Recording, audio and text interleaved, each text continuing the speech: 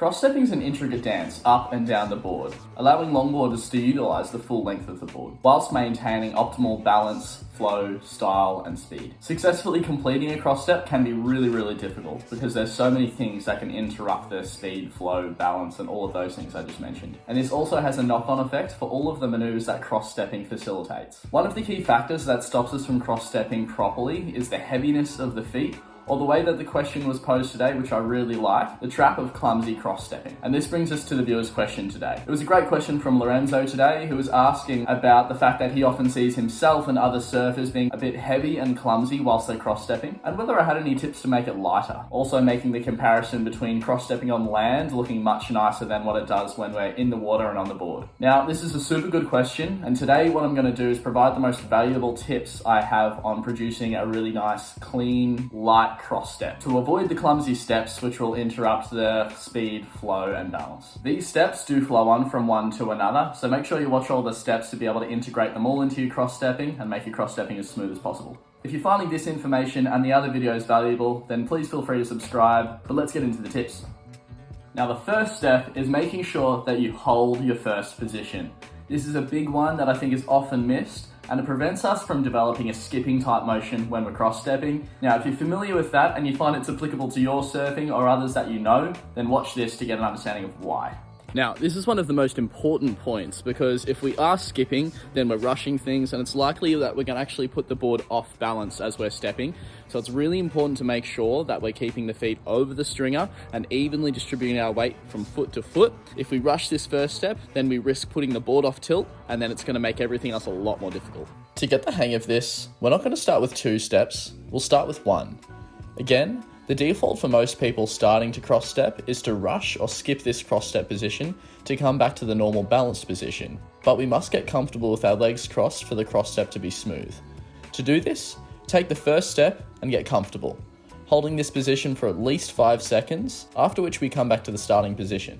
Repeat this again and again until you feel stable and can ride in the cross step position for a while.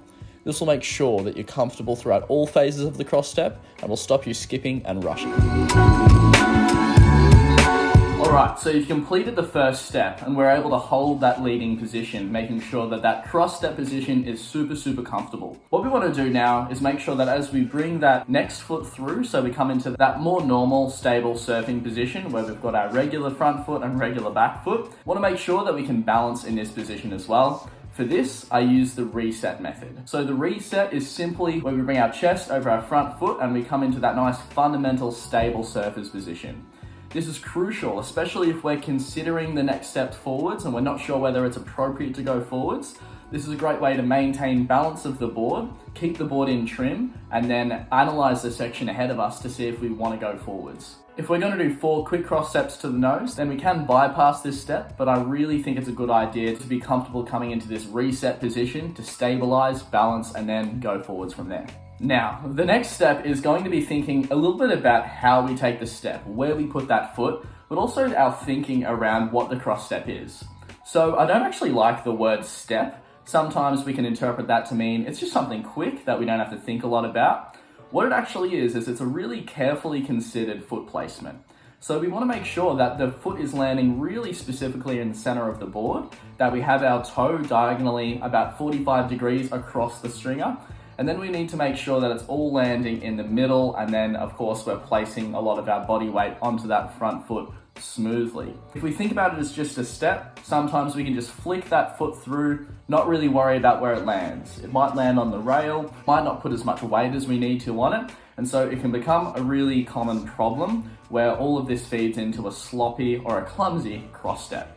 So what we need to do instead is really consider carefully our foot position, how we're distributing our weight onto the front foot as we've spoken about, and then this will also really help to make sure that our cross-stepping is as smooth as possible. Now the last part that I really like to explain and think about with people is go and go slow. Quite often what we see with the cross-step is firstly that people are hesitant.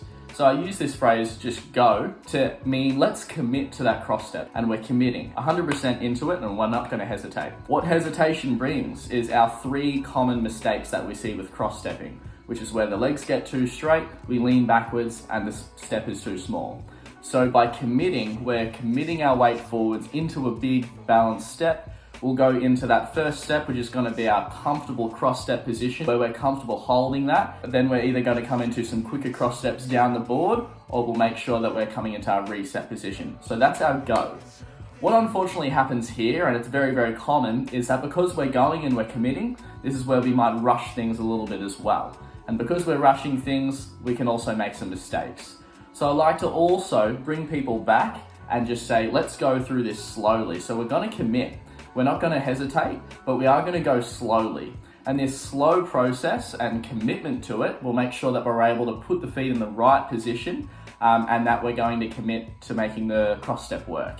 Again, hesitation's not going to work, but if we're rushing it, we're going to develop a skip and all of these things as well. So go and go slow. Let's not think about our falling, but we'll commit as much as possible. This comes back to a little discussion I like to have with people where obviously the go-getters and the people who are okay with falling, they do expedite their learning curve quite a lot because they're going to get more mistakes and error correction and feedback so that they can have that feedback loop and make the corrections that they need more quickly. So to make sure that we're getting the most out of it, another part of this is making sure we're committing, we're giving ourselves permission to fall. So this is another big part of it too.